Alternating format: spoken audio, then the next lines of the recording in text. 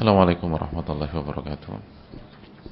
Bismillahirrahmanirrahim. Alhamdulillahirabbil alamin wa bihi nasta'in ala umuri dunya waddin. Wassalatu wassalamu ala asyrafil anbiya wal mursalin wa ala alihi wa sahbihi wa man sara ala nahjihi bi ihsanin ila yaumil wa ba'd. Allahumma inna nas'aluka ilman nafi'an wa na'udzubika min ilmin la yanfa'. Hadirin Allah muliakan, alhamdulillah alladzi bi ni'mati tatimmus shalihat. Segala puji bagi Allah yang dengan pertolongan, taufik dan hidayahnya amal saleh, amal ibadah dapat dikerjakan dengan baik dan dengan sempurna. Kita berkumpul lagi pada kesempatan kali ini bersama Al-Imam Yahya bin Syaraf bin Murri Abu Zakaria atau yang biasa dikenal dengan nama Al-Imam An-Nawawi rahimahullahu taala. Nikmat yang sangat besar, nikmat yang sangat mulia, nikmat yang tidak bisa dihitung dengan harta, karena bertemu dengan ilmu dan bertemu dengan ulama melalui karya-karya mereka adalah kenikmatan yang tiada tara dan akan menambah iman dan ketakwaan kita jika kita ikhlas karena Allah Subhanahu wa taala. Oleh karena itu selalu meminta ilmu nafi' dan minta perlindungan dari ilmu yang tidak bermanfaat. Allahumma inna nas'aluka ilman nafi'a wa na'udzubika min ilmin la yanfa'. Khususnya ketika kita bertemu di majelis di hari-hari yang istimewa, hari-hari mulia, hari-hari yang diberkahi oleh Allah Tabaraka wa Ta'ala, di bulan Ramadan, bulan Mubarak, bulan yang diberkahi oleh Allah Subhanahu wa Ta'ala, yang penuh dengan kebaikan, penuh dengan ampunan, penuh dengan kasih sayang, dan penuh dengan pembebasan dari siksa api neraka. Walillahil utaqa'u minan nar. Dan Allah membebaskan banyak hamba-hambanya dari siksa api neraka, dan itu terjadi di setiap malam di bulan Ramadan. Oleh karena itu semoga kita termasuk orang-orang yang dibebaskan dari siksa api neraka. Amin ya rabbal alamin. Sebagaimana salawat dan salam semoga senantiasa tercurahkan kepada Rasulullah alaihi salatu wassalam beserta para keluarga, para sahabat, dan orang-orang yang istiqamah berjalan di bawah naungan sunnah beliau sampai hari kiamat kelak. Hadirin Allah muliakan, kembali kita ingatkan, tolong jaga hari-hari awal di bulan Ramadan ini, karena hari-hari ini menentukan dan memudahkan sekaligus bisa jadi memberatkan jalan kita di hari-hari berikutnya, di pertengahan dan di akhir. Bukankah Nabi kita, bukankah para ulama kita menyampaikan jazaul hasanati hasanatu ba'diha, balasan dari kebaikan adalah kemudahan dan akses untuk mengerjakan kebaikan berikutnya. Wa jazaa'u sayyi'ati sayyi'atu ba'diha. Dan sebaliknya, salah satu hukuman dari keburukan, hukuman dari maksiat adalah maksiat berikutnya. Semoga Allah Subhanahu wa taala memberikan taufik kepada kita untuk bisa memaksimalkan setiap hari di bulan Ramadan ini. Dan semoga Allah kita Subhanahu wa taala tidak terlena dengan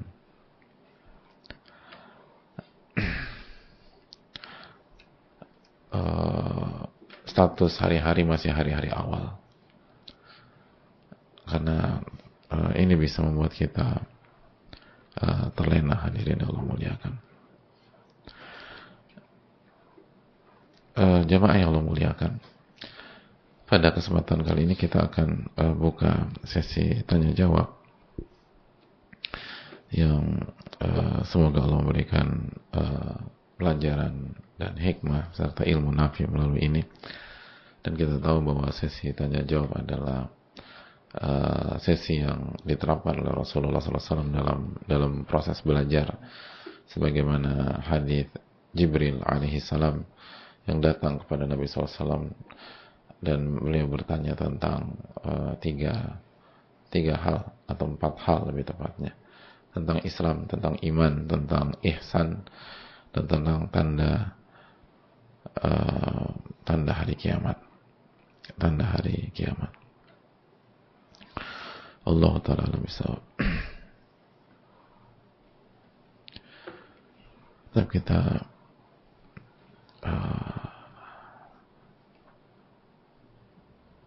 bahas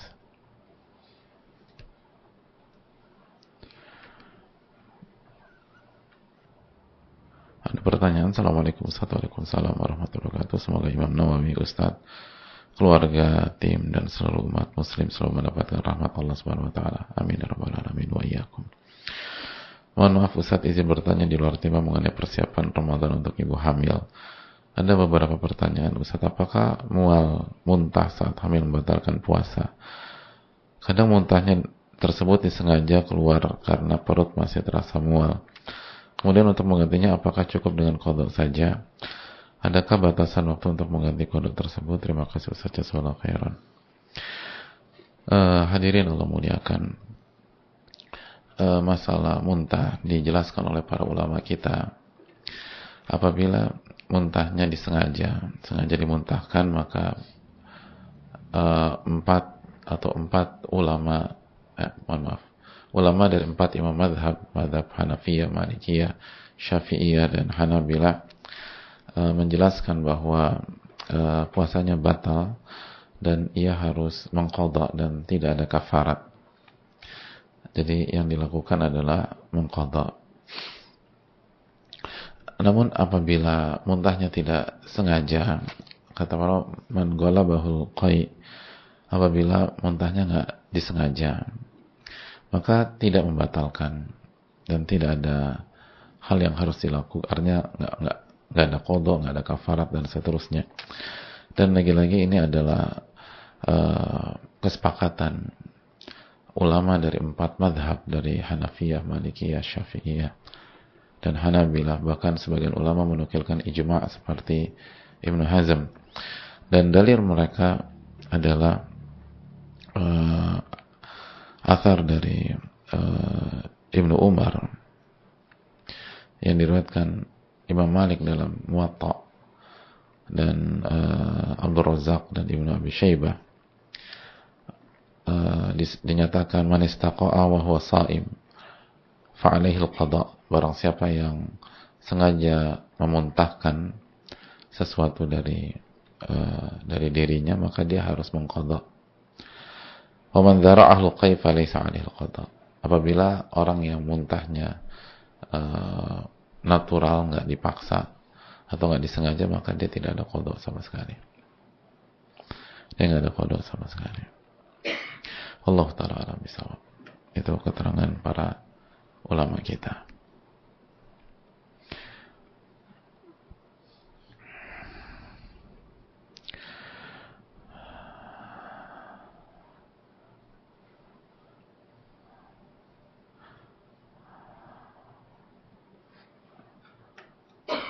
Assalamualaikum warahmatullahi wabarakatuh. Waalaikumsalam warahmatullahi wabarakatuh.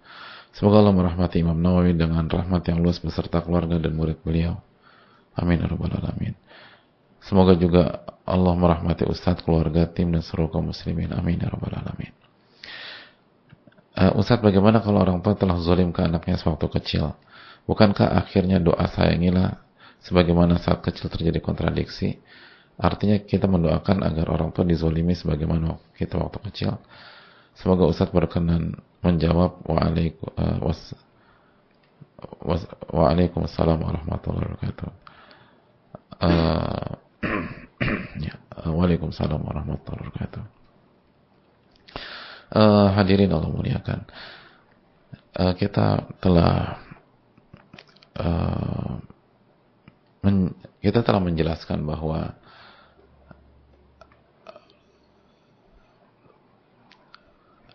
yang pertama ulama telah membahas, dan kita sudah bahas itu ya di pembahasan dalam surat Al-Isra ayat 24. Makanya kita cukup panjang lebar ketika membahas Al-Isra 24, dan kita sudah jelaskan apa makna dari kata kama. Wakhfid lahuma janaha dzulli minar rahmah wa qur rabbirhamhuma kama rabbayani shaghira.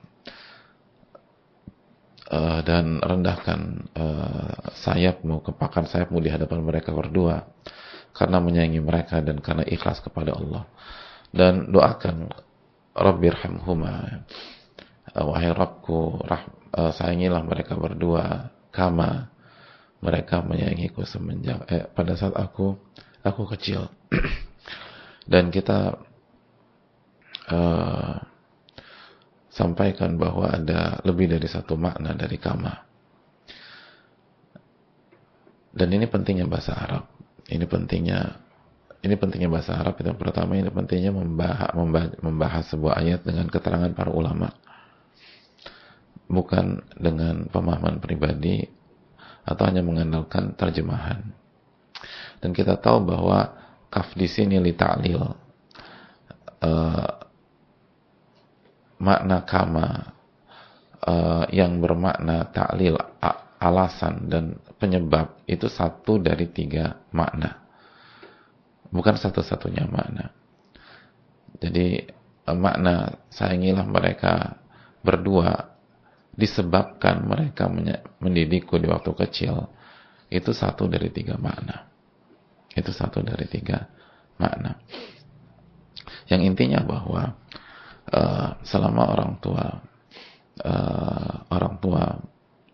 beriman kepada Allah Subhanahu wa taala, maka kita disyariatkan mendoakan orang tua. Dan semakin mereka baik dalam mendidik kita, maka keutamaan semakin besar dan power doa ini semakin besar.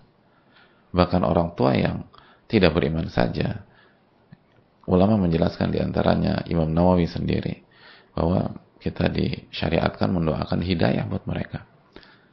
Disyariatkan mendoakan hidayah untuk mereka, sebagaimana itu yang terjadi dalam kisah ibunya Abu Hurairah, sehingga ibunya Abu Hurairah masuk ke Islam, hadirin sekalian. Nah, kalau itu orang tua yang nggak beriman, bagaimana orang tua yang beriman tetapi punya catatan dalam masalah mendidik? Jadi sekali lagi, dan kita sudah jelaskan, tinggal cek saja materi kajian tersebut, dan memang sengaja kita bahas dalam hal itu. Hendaknya kita kembali dan kita melihat keterangan para ulama kita, dan kita tahu bahwa di sini pentingnya bahasa Arab dan pentingnya memahami setiap kata atau setiap huruf dalam bahasa Arab, dan menunjukkan bahasa Arab sangat kaya, sangat luas. Jadi sekali lagi, doakan orang tua kita. Hanya saja semakin orang tua kita baik dalam mendidik kita, maka kekuatan doa ini semakin besar, dan yang didapat orang tua kita pada saat anaknya mendoakan doa ini semakin besar dan semakin dalam. Allahu ta'ala misal. Assalamualaikum warahmatullahi wabarakatuh. Ustaz, waalaikumsalam warahmatullahi wabarakatuh. Hayakumullah wa iyyakum.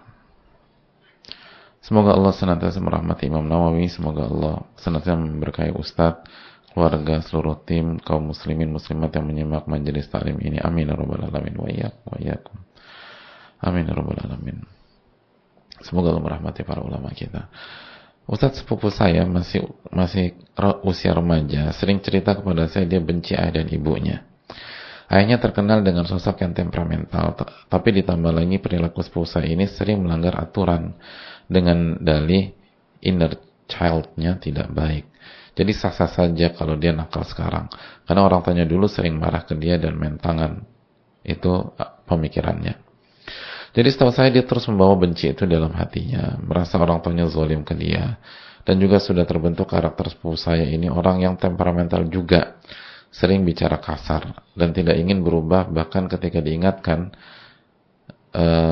ia mengucapkan semua gara-gara orang tuaku, wajar aku seperti ini. Mohon nasihat Ustaz, jazakallahu khairan Ustaz, Allahumma barik fikum. Ya, wa iyyakum. Makasih banyak atas pertanyaannya. Hadirin Allah, yang pertama, ini salah satu contoh bagaimana pentingnya pendidikan anak pada saat kecil, dan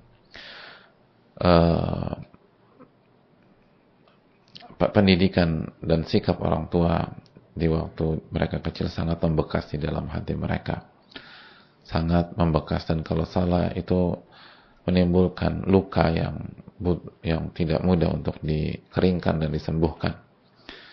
Oleh karena itu ini yang perlu kita tanamkan bersama-sama. Dan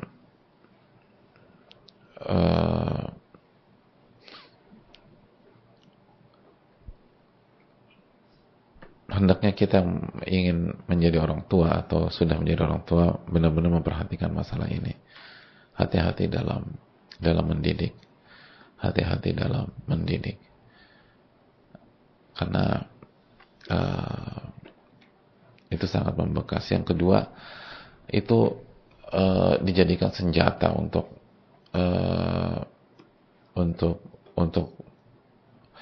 justifikasi anak, untuk cari pembenaran. Karena kita tahu bersama-sama salah satu atau alasan seseorang itu berdosa adalah syaitan dan hawa nafsu. Syaitan dan hawa nafsu.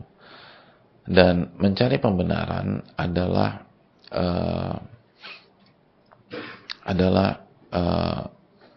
karakter yang dibawa oleh iblis dan syaitan. Gitu loh. Sebagaimana iblis menyalahkan. Kenapa saya disuruh sujud sama Adam? Khalaqtani min nar wa khalaqtahu min tin. Engkau menciptakan aku dari api dan engkau menciptakan dia dari tanah. Nyalahin.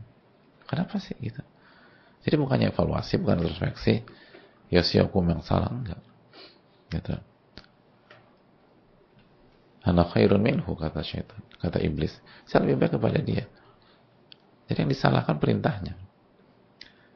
Jadi mentalitas menyalahkan pihak lain. Dan iblis sudah sampai titik menyalahkan Allah Tabaraka wa Ta'ala. Kita memang mentalitas iblis. Itu dari sisi iblis dan syaitan. Dari sisi hawa nafsu paling enak udah. Inna nafsa la'ammaratun bisu', dalam surat Yusuf sesungguhnya hawa nafsu selalu mengajak kepada keburukan, illa ma rahima rabbi, kecuali yang dirahmati Rabbku. Dan menyalahkan pihak lain paling enak. Gitu. Adapun menyalahkan diri sendiri ribet bagi setiap jiwa. Lebih capek, lebih letih, lebih lelah. Dan hawa nafsu nggak suka yang capek-capek. Hawa nafsu tuh pengen yang senang-senang aja, yang enak-enak aja. Jadi setiap orang tua harus sadar ketika kita tidak mendidik anak kita, itu senjata yang paling enak buat anak kita nanti untuk mencari pembenaran dari segala masalah-masalah sikap, lalu attitude, lalu ucapan, lalu tindakan dia ketika dia bermaksiat kepada Allah Tabaraka wa Ta'ala. Jadi jangan kasih itu ke anak. Kasihan anak kita. Syaitan dan hawa nafsu membombardir dia dengan cara seperti itu. Itu poin yang kedua dari sisi anak. Dari sisi anak. Betul orang tua kita salah, betul orang tua kita nggak tepat dan kesalahannya mungkin fatal dalam mendidik kita. Namun sekali lagi kita sudah punya, atau Allah kasih kita perangkat atau tools yang membuat kita bisa memilah-milih mana yang baik, mana yang benar, mana yang buruk. Dan Allah sudah memberikan perangkat untuk bisa mengevaluasi, mensortir, lalu mengikuti yang benar dan meninggalkan yang keliru dari hal-hal di masa lalu. Allah SWT kasih akses ilmu, Allah SWT kasih kecerdasan, Allah SWT kasih akal. Makanya mukallaf itu bahasa simpel kita harus akil balik gitu loh. Dan itu benar. Itu kan syarat, di antara syarat mukallaf. Akil, tapi kan kita sendiri akil balik. Apa sih akil? Akil kan punya akal sehat. Balik itu punya usia yang cukup untuk bisa usia dewasa. Kenapa usia dewasa? Karena bukan anak-anak. Karena usia dewasa bisa memilah-milih mana yang baik dan mana yang buruk, mana yang benar dan mana yang salah. Dan kita tahu bagaimana orang yang akalnya uh, punya kendala atau anak kecil, itu tidak dibebankan syariat. Jadi nggak bisa pakai alasan itu, nggak bisa pakai alasan itu, karena kita sudah dikasih perangkat dalam diri kita untuk untuk mensortir, untuk mensensor, untuk bersih hati, untuk bersih jiwa. Yang sebelum-sebelumnya baik dipertahankan, yang sebelum-sebelumnya buruk dibuang-buang, bersih dipel-pel, disapu-sapuin. Kita udah dikasih itu. Dan kalau perangkat kita tidak ada, Allah kasih udzur buat kita. Allah kasih udzur buat kita. Makanya kan ada dalam ilmu akidah ada pembahasan tentang alil fatrah. Alil fatrah pada dasarnya adalah orang yang hidup di era peralihan antara dua nabi dan akses ilmu nggak sampai ke mereka. Dan itu juga pembicaraan para ulama tentang orang-orang yang hidup di sebuah tempat atau daerah yang tidak dimasuki akses ilmu nggak masuk ke sana, dan terus akhirnya hidup dalam kondisi kekufuran atau kesyirikan dan sampai wafat. Itu hukumnya berbeda, dan itu menunjukkan Allah ahkamul hakimin, Allah maha bijak dalam memutuskan. Jadi ketika Allah SWT kasih kita perangkat